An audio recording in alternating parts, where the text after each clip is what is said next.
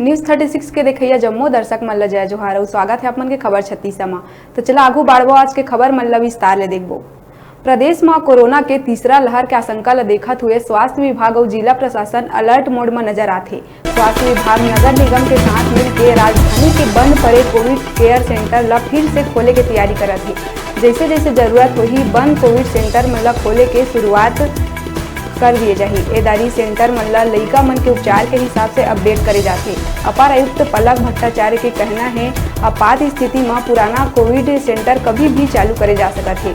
एमा Budhapara indoor stadium के अस्थायी कोविड सेंटर, आयुर्वेद कॉलेज में लइका मन बर तैयार यूनिट, एम्स अम्बेडकर अस्पताल के अलावा फुंडहर बुढ़ियारी आयुष यूनिवर्सिटी में कोविड केयर सेंटर फिर से शुरू हुई।